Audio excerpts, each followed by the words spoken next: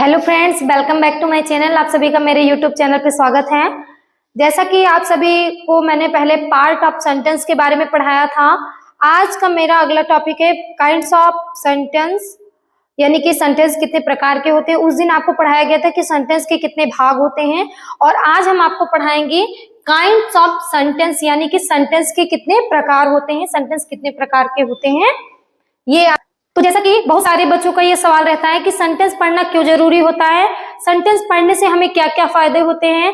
तो जैसा कि अगर आपके विद्यालय में या आपके स्कूल में, आपके क्लास में कोई टीचर अगर आपको इंग्लिश पढ़ाता है तो इंग्लिश की जो बुक रहती है रीडर वाली, वो टीचर आपको इंग्लिश वाली चीजें आपको हिंदी में कन्वर्ट करके बता देता है। जो भी सारी चीजें इंग्लिश में लिखी हैं उसको आपको हिंदी में स्टोरी अच्छे से समझा देता है। तो आप सभी भी यही चाहते हैं कि हाँ, हम भी उन्हीं टीचर के जैसे हम भी इंग्लिश पढ़ के और उसकी हिंदी को बता दें। लेकिन वो तभी पॉसिबल हो पाएगा जब आपको सेंटेंस के बारे में नॉलेज होगा, आपको सेंटेंस बनाना आएगा और सेंटेंस के बारे में आपको बेसिक नॉलेज हो जाएगी कि सेंटेंस कितने प्रकार के होते हैं, कैसे कैसे प्रकार के सेंटेंस होते हैं और कैसे कैसे प्रकार के सेंटेंस यूज किए जाते हैं डेली टाइम में, डेली रूटीन में जो भी सारी चीजें होती हैं। तो अगर आप हिंदी में सेंटेंस के बारे में पढ़ेंगे तो आपको हिंदी में वाक्य के बारे में नॉलेज होगी, वाक्य को अच्छे ढंग से बना के दूसरों के सामने अपनी बातों को प्रकट कर पाएंगे। लेकिन अगर आप इंग्लिश में सेंटेंस के बारे में पढ़ेंगे, सेंटेंस के बारे में आपको नॉलेज चाहिए, तो जब आप सेंटेंस के बारे में डीपली से इंग्लिश में जब आप पढ़ेंगे तो आप इंग्लिश वाले सेंटेंस को अच्छे तरीके से बना पाएंगे और अच्छे तरीके से आपको ये पहचान हो जाएगी कि इंग्लिश में कितने टाइप्स के सेंटेंस होते हैं और उस सेंटेंस को कैसे हम बोलते हैं, कैसे उसका यूज करते हैं। तो आपको अगर इंग्लिश में जानना है तो आपको काइंड्स ऑफ सेंटेंस के बारे में पढ़ना बहुत ही जरूरी होगा। तो उस दिन वीडियो में आपको पार्ट ऑफ सेंटेंस के बारे में पढ़ाया गया था, आज आपको काइंड्स ऑफ सेंटेंस के बारे में पढ़ना है। तो आइए चलते हैं kinds of sentence. How many kinds of sentence? There are 5 kinds of sentence. There are 5 kinds of sentence, यानी कि सेंटेंस 5 प्रकार के होते हैं। पहला जो सेंटेंस है वो हमारा होता है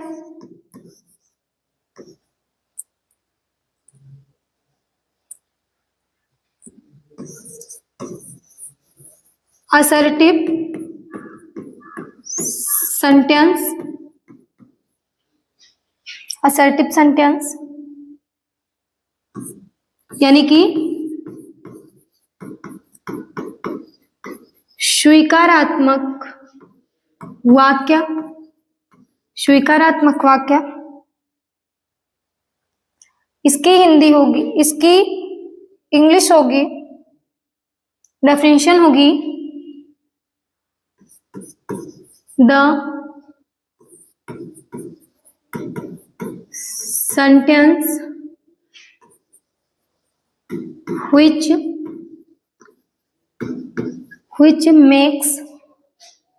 makes a statement is called an assertive sentence.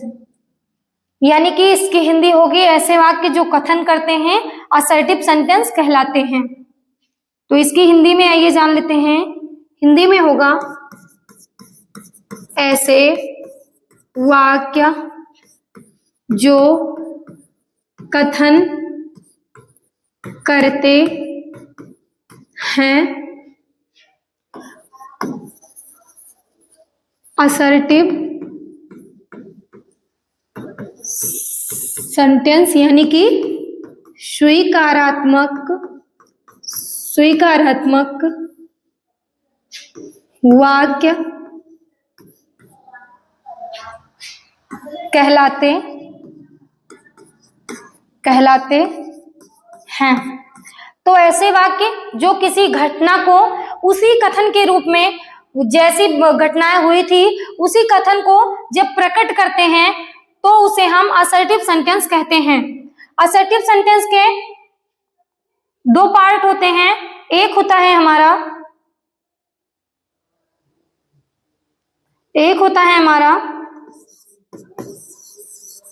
Affirmative sentence. Affirmative sentence इसको हम कहते हैं सकारात्मक वाक्य।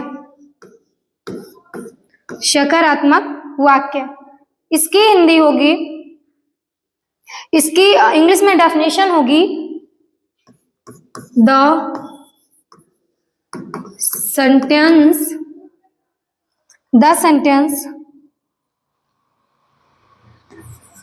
which makes a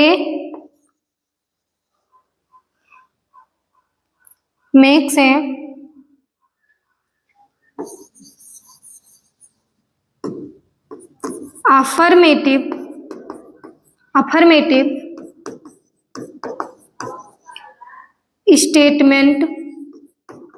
statements is called an affirmative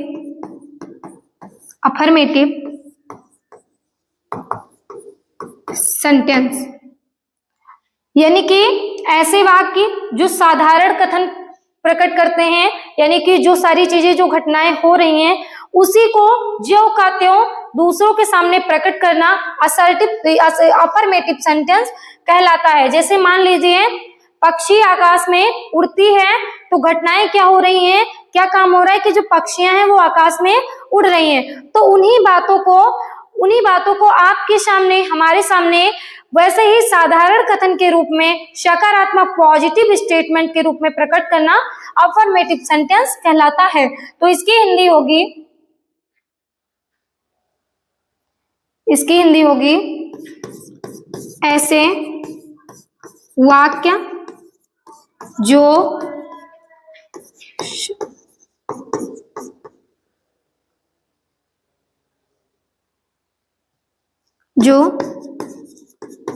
सकारात्मक कथन प्रकट करते हैं उसे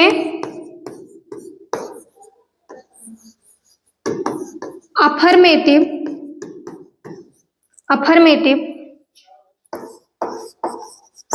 सेंटेंस कहते हैं।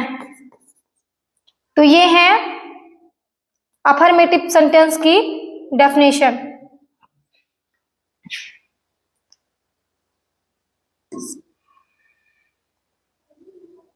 आइए हम इसका एग्जाम्पल देख लेते हैं।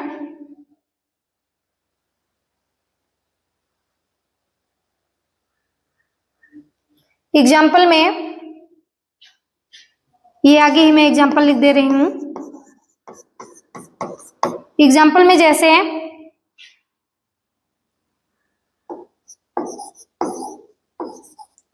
Mohan goes to market. जो मोहन है वो बाजार जा रहा है, मोहन बाजार को जा रहा है। तो ये साधारण सेंटेंस, घटनाएं हो रही थी, जो भी सारी चीजें हो रही थी, तो मोहन बाजार जाने का काम कर रहा था, मोहन बाजार की तरफ जा रहा था। तो जो चीजें जैसी हो रही थी उसको उसी रूप में प्रकट करना। Mohan goes to market, Mohan बाजार को जाता है। अब आइए देखते हैं हम निगेटिव सेंटेंस क्या होता है। तो आइए अगली टॉपिक है हमारी निगेटिव सेंटेंस।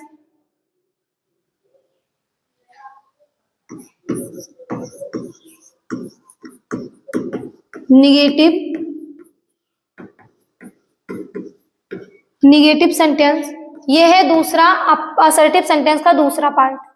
इसकी डेफिनेशन होगी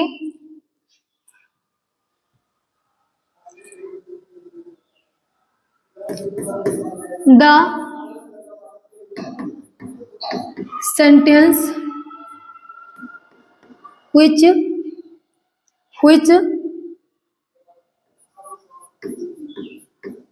makes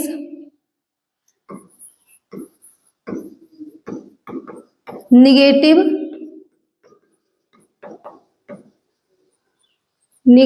statement is called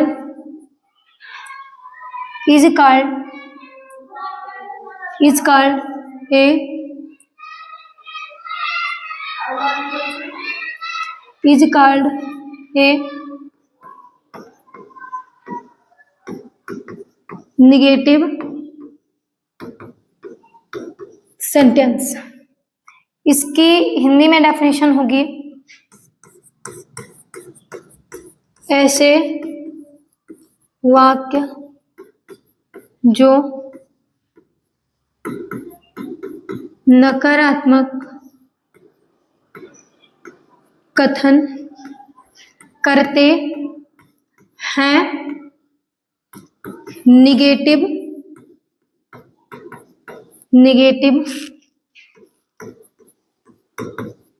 sentence, यानी कि नकारात्मक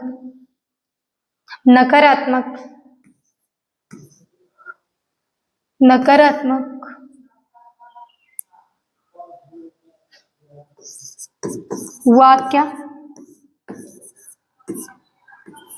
कहलाते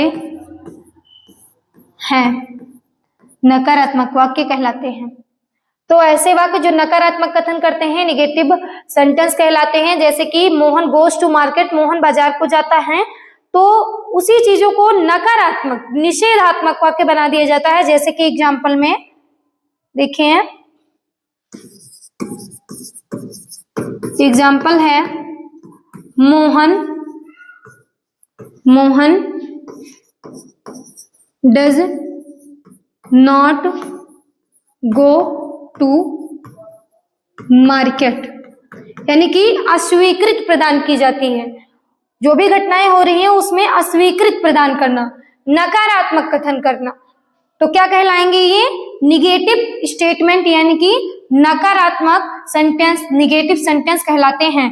यानी कि जो भी घटनाएं हो रही हैं उसमें स्वीकृत प्रदान करना अफर्मेटिव सेंटेंस कहलाता है, और निगेटिव स्टेटमेंट यानी कि अस्वीकृत प्रदान करना निगेटिव सेंटेंस कहलाता है।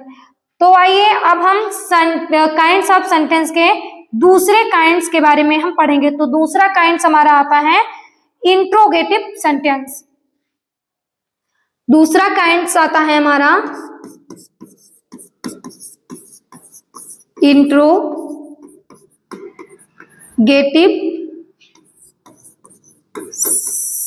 सेंटेंस। ये दूसरा है हमारा काइंड्स ऑफ सेंटेंस का। इसकी हिंदी होगी प्रश्नवाचक वाक्य। प्रश्नवाचक वाक्य। इसकी इंग्लिश में डेफिनेशन देखिए, the sentence which used to ask a questions is called an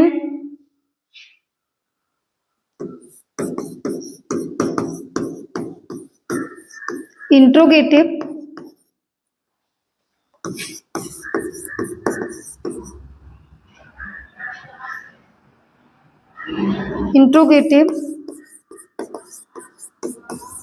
sentence. आइए इसकी हिंदी में डेफिनेशन देख लीजिए। ऐसे वाक्य जिनका प्रयोग प्रश्न पूछने के लिए किया जाता है।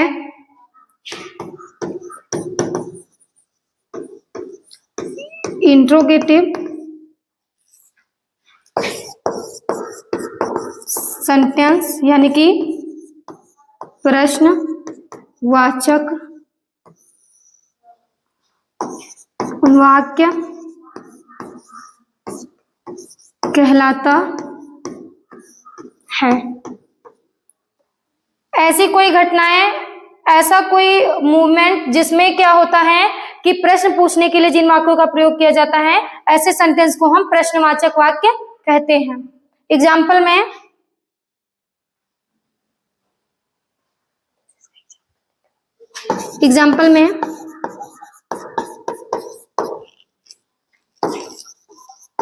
व्हाट आर यू डूइंग, यानी कि आप क्या कर रहे हैं। तो ये प्रश्न पूछा गया, तो यानी कि ये जो व्हाट है ये क्वेश्चन वर्ड है, प्रश्नवाचक शब्द है। तो प्रश्नवाचक शब्द जिस वाक्य में, जिस सेंटेंस में प्रश्नवाचक वर्ड आए और उनका प्रयोग प्रश्न पूछने के लिए किया जाता है, तो उसे हम प्रश्नवाचक वाक्य कहते हैं। दूसरा एग्जाम्पल हमारा है, जैसे मान लीजिए सिंपल सा है, व्हाट इज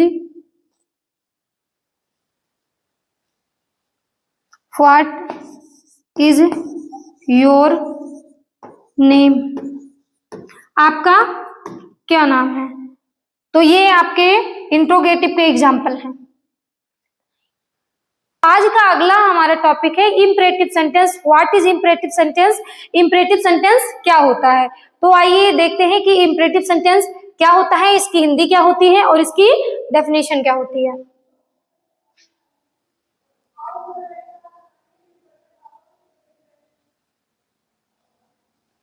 तो तीसरी हमारी टॉपिक है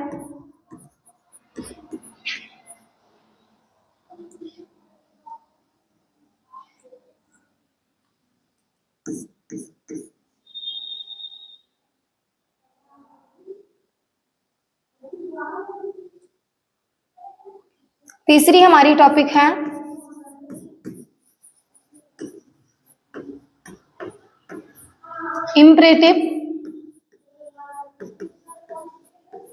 सेंटेंस। अब आइए चलिए देख लेते हैं हम कि इंपरेटिव सेंटेंस को हम हिंदी में क्या कहते हैं। तो हिंदी में इंपरेटिव सेंटेंस को हम कहेंगे आज्ञा सूचक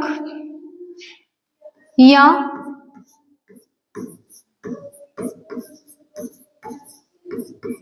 आदेशात्मक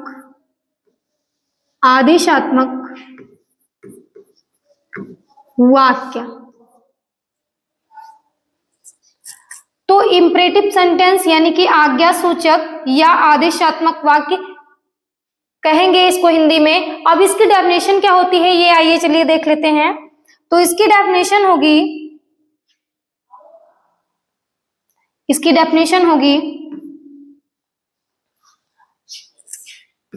the sentence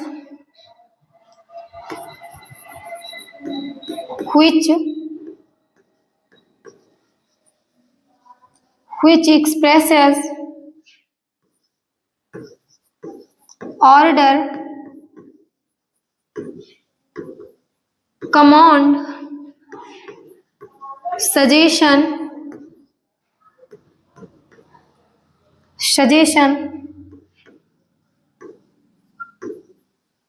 request,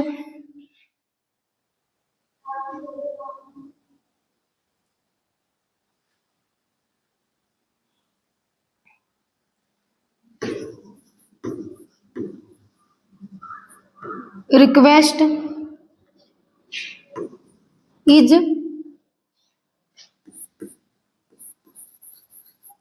called an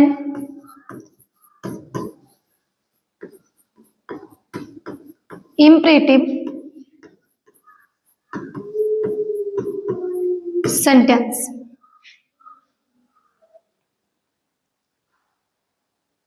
imperative sentence की इंग्लिश में डेफिनेशन होगी the sentence which expresses order, command, suggestion, request is called an imperative sentence. इसकी हिंदी में डेफिनेशन होगी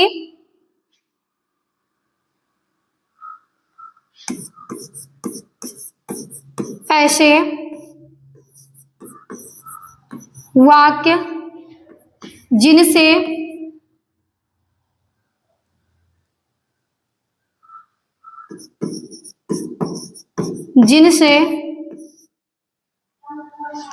आदेश सलाह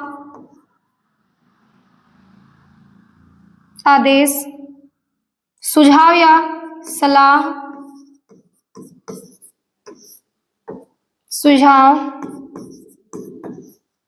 विनती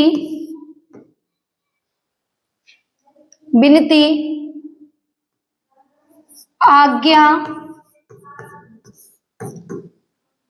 आदि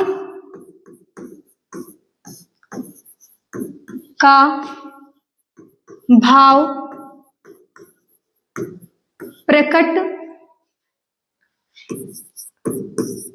होता है। इम्परेटिव सेंटेंस यानी कि आज्ञासूचक या आदेशात्मक वाक्य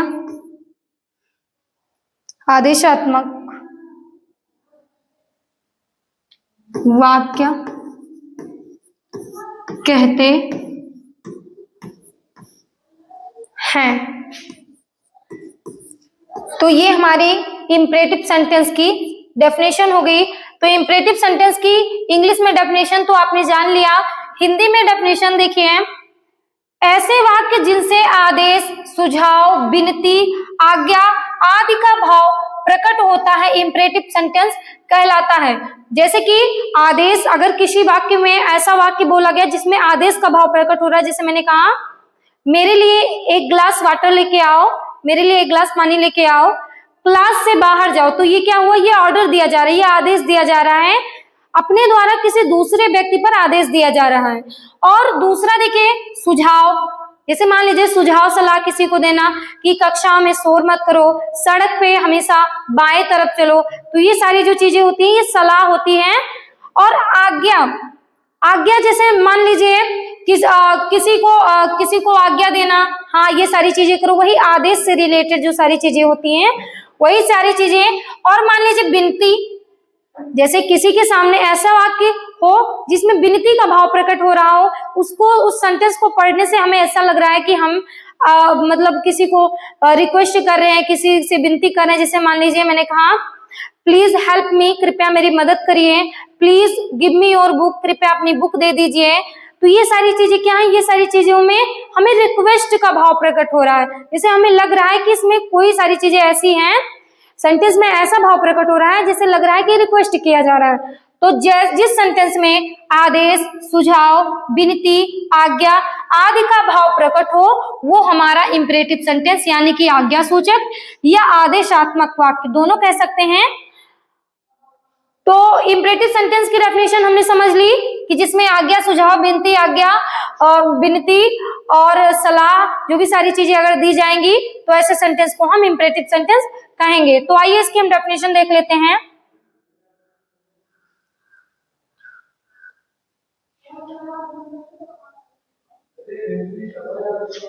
एग्जाम्पल, फॉर एग्जाम्पल में जैसे मैंने कहा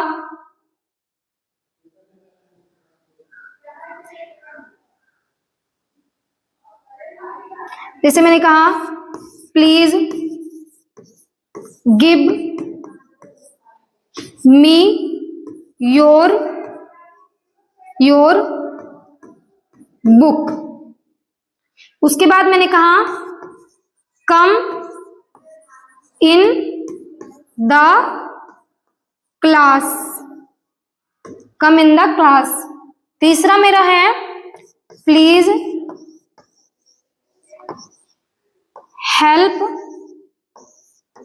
हेल्प मी।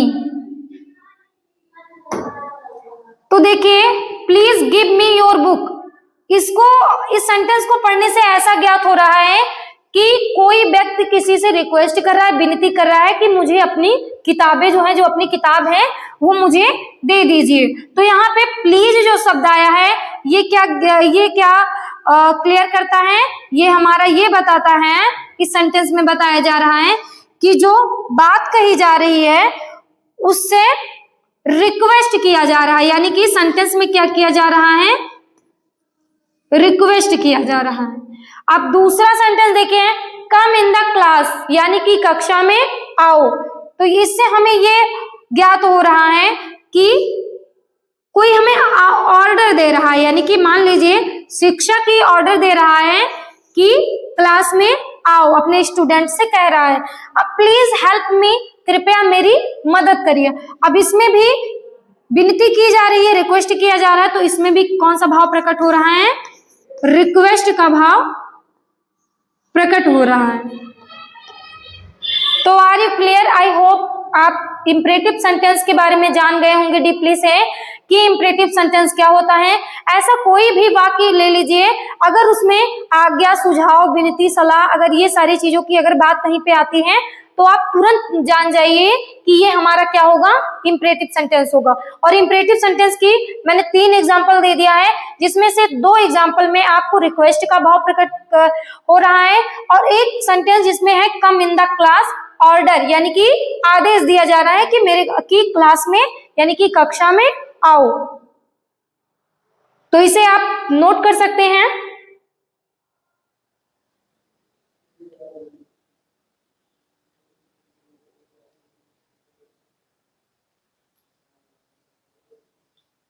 तो चलिए अब हमारी अगली टॉपिक आती है,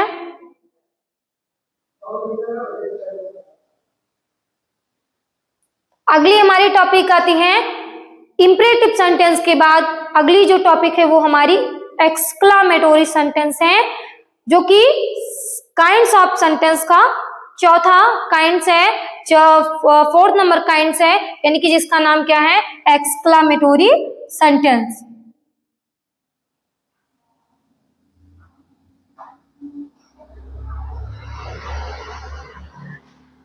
चौथा आता है हमारा है एक्सक्लामेटोरी सेंटेंस। एक्सक्लामेटोरी सेंटेंस इसकी हिंदी है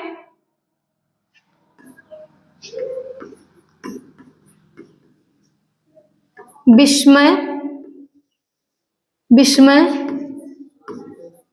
सूचक वाक्य या विस्मयादिबोधक वाक्य। इसकी डेफिनेशन होगी,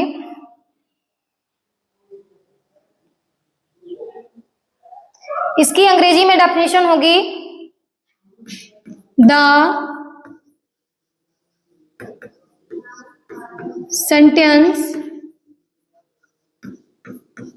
which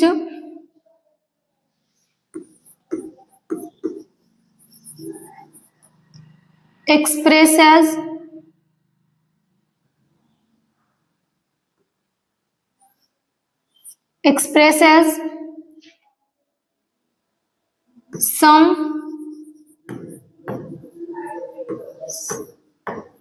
sudden feeling or emotions of the heart is called an exclamation मेटोरी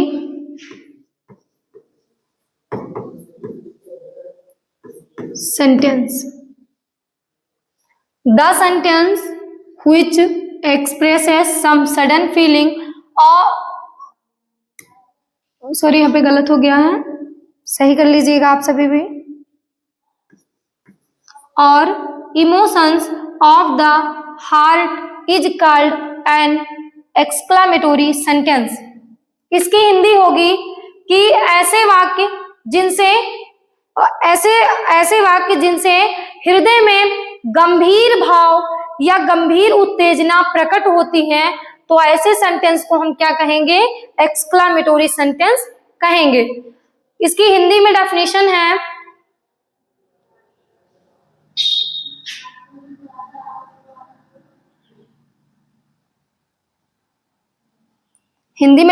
है, ऐसे वाक्य जिनसे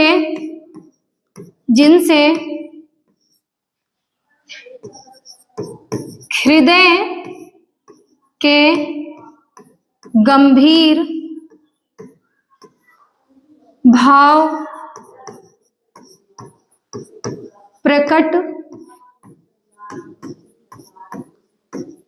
होते हैं, जैसे कि ब्रैकेट में मान लीजिए आश्चर्य, दुख,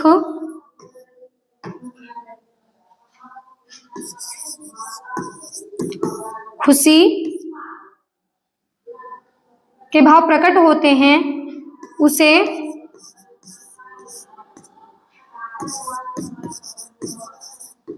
एक्सक्लामेटोरी सेंटेंस यानी कि विस्मय सूचक वाक्य कहते हैं। ऐसे वाक्य जिनसे हृदय के गंभीर भाव प्रकट होते हैं, मान लीजिए जैसे आश्चर्य हो गया, कोई ऐसे सेंटेंस में किसी वाक्य में ऐसी बात कही गई जिससे कि हमें आश्चर्य का बोध होता है, या दुख, कोई बात ऐसी कही गई जिसमें हमें दुख का भाव प्रकट हो या खुशी का भाव प्रकट हो, तो ऐसे सेंटेंस को हम क्या कहेंगे? एक्सक्लामेटोरी सेंटेंस कहेंगे। तो आइए इसका हम एग्जाम्पल देख लेते हैं। एग्जाम्पल के थ्रू आपको ज्यादा समझ में आएगा, डीपली से समझ में आएगा कि आखिर एक्सक्लामेटोरी सेंटेंस क्या होता है। तो फॉर एग्जाम्पल में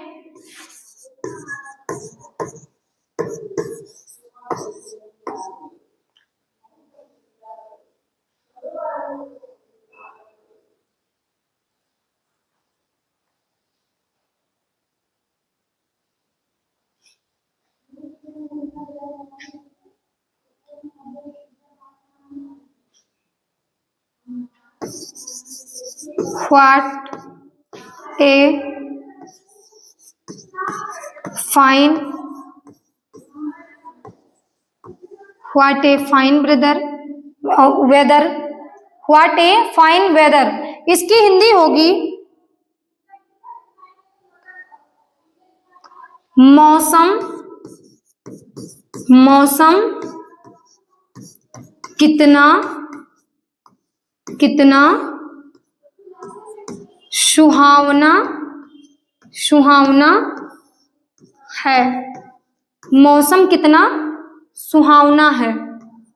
अब देखिए, इस सेंटेंस से हमें क्लियर हो रहा है कि जो बात कही जा रही है, इससे हमें ना तो दुख प्रकट हो रहा है, ना तो हमें खुशी का बोध हो रहा है, और मतलब खुशी का तो बोध हो रहा है, लेकिन और क्या बोध हो रहा है कि मौसम कितना सुहावना है, यानी कि आश्चर्य का बोध हो रहा है कि मौसम कितना सुहावना है।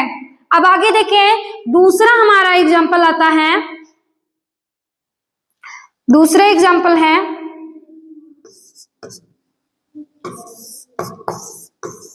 एलास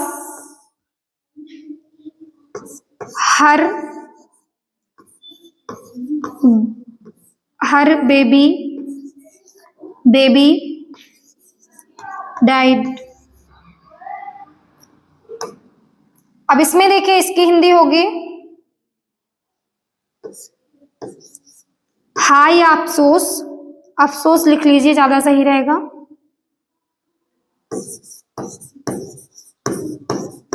अफसोस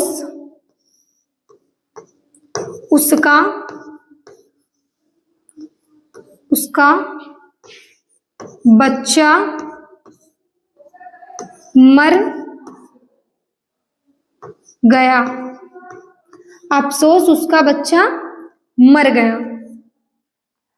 तो इस सेंटेंस को पढ़ने से हमें ऐसा लग रहा है कि इसमें दुख का भाव प्रकट हो रहा है। ऐसा लग रहा है कि अलास हर बेबी डाइड, यानी कि अफसोस या हाय उसका बच्चा मर गया। तो जब किसी की डेथ हो जाएगी या किसी को या किसी की कोई ऐसी दुखद घटनाएं हो जाएंगी, तो जब कोई बात अगर किसी के सामने कही जाएंगी तो उससे व्यक्ति को क्या होगा, सामने वाले व्यक्ति को क्या होगा, दुख का भाव प्रकट होगा। उसके हृदय में गंभीर दुख, अपार दुख की अनुभूति होगी। ऐसा लग रहा होगा कि हाँ अफसोस उसका बच्चा मर गया।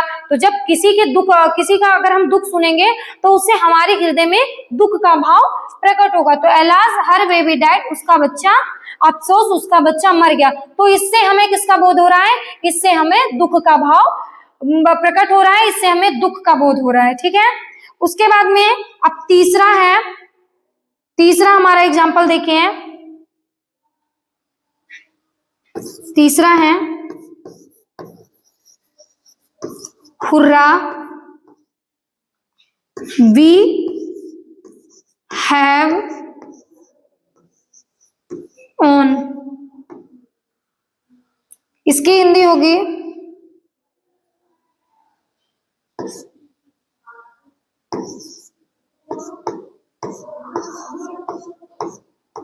शाबाश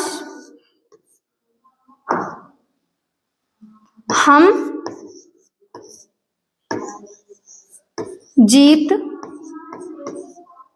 गए। तो शाबाश हम जीत गए, इसकी हिंदी होगी, तो जब कोई जीत जाता है, एग्जाम में पास हो जाता है या उसके घर में खुशियां आ जाती हैं, तो उससे हमें किसका बोध होता है, खुशी का बोध होता है। तो पहले वाले में हमें आश्चर्य का बोध हुआ, आश्चर्य के साथ साथ खुशी का भी बोध हुआ। दूसरे वाले एग्जाम्पल में हमें दुख का बोध हुआ और तीसरे वाले एग्जाम्पल में हमें खुशी का बोध हुआ। तो ये हमारे हैं एक्सक्लामेटोरी सेंटेंस के एग्जाम्पल, और उसकी इंग्लिश में और हिंदी में दोनों में डेफिनेशन दी गई है। आई होप आप सभी को एक्सक्लामेटोरी सेंटेंस के बारे में डीपली से समझ में आ गया होगा, तो आप सभी इसे नोट कर सकते हैं।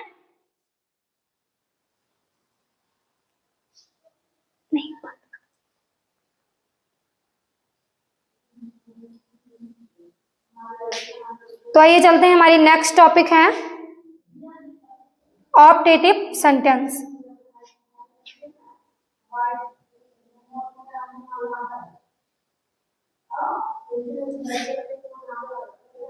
पांचवा हमारा आता है ऑप्टेटिव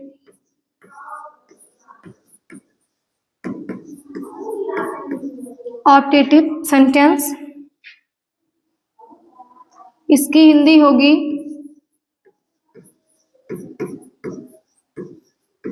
इच्छा सूचक वाक्य।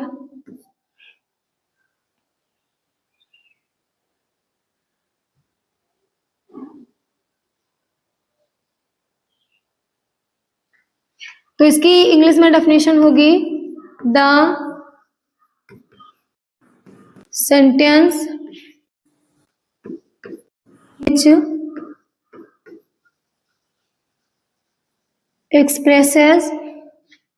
which expresses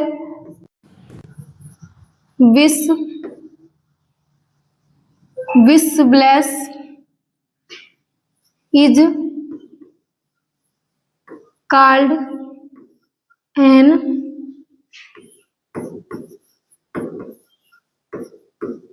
optative sentence. तो इसकी इंग्लिश में डेफिनेशन है द सेंटेंस व्हिच एक्सप्रेसेस विशलेस is called an optative sentence. इसकी हिंदी में डेफिनेशन होगी,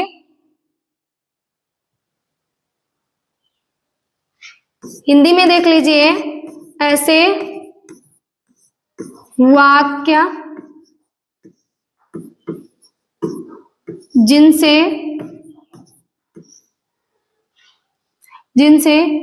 इच्छा कामना वही एक ही चीज होती है, इच्छा कामना अभिशाप आदि का भाव प्रकट होता है, उसे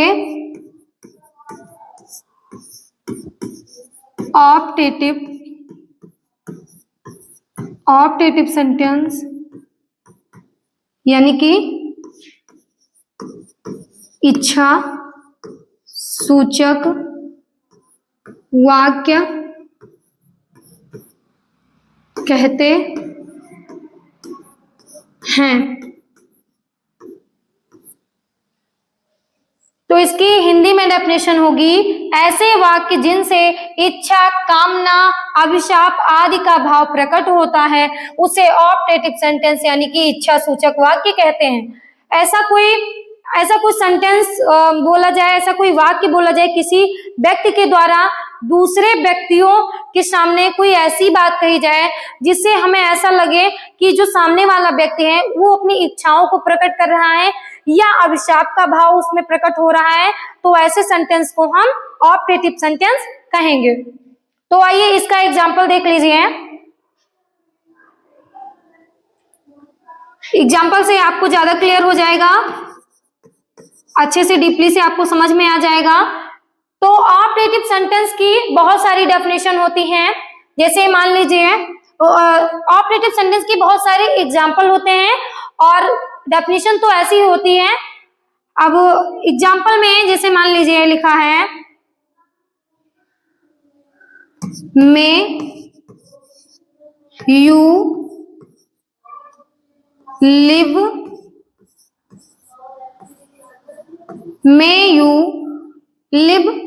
लॉन्ग,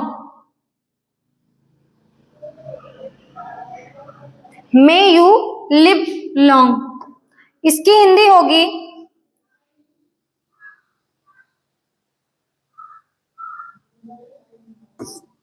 आप दीर्घायु हूं, आप दीर्घायु हूं। ये क्या है? ये इसकी हिंदी है। तो आप अपनी इच्छाओं को, आप अपनी कामनाओं को प्रकट कर रहे हैं। इस सेंटेंस से हमें ऐसा लग रहा है कि जो सामने वाला व्यक्ति है वो आपको कामनाएं यानी कि आशीर्वाद दे रहा है, अपनी इच्छाओं को प्रकट कर रहा है। तो ऐसे सेंटेंस क्या होंगे? हमारे ऑप्टेटिव सेंटेंस होंगे। थोड़ा सा डेफिनेशन में एक पॉइंट आप और लिख लीजिए, इच्छा कामना अभिशाप, उसके बाद में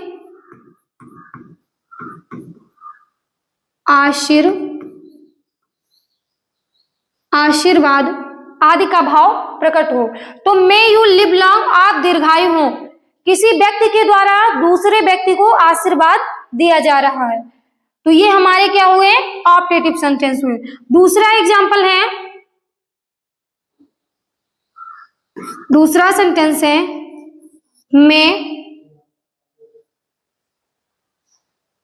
मे गॉड हेल्प यू।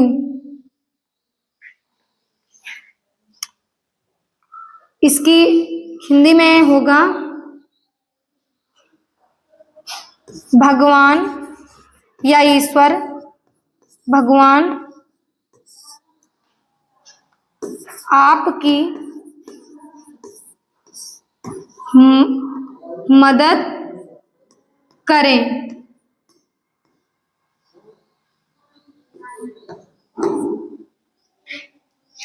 यहाँ पे आप मार्क लगा दीजिए। तो 2 सेंटेंस है इसमें, मे यू लिव लॉन्ग, आप दीर्घायु हो, मे गॉड हेल्प यू, भगवान आपकी मदद करें या भगवान आपकी, ईश्वर आपकी सहायता करें। तो ये दोनों, ये तो कामना प्रकट हो रहा है यानी कि, और इसमें क्या है, दीर्घायु यानी कि आशीर्वाद दिया जा रहा है। तो ये है ऑप्टेटिव के एग्जाम्पल।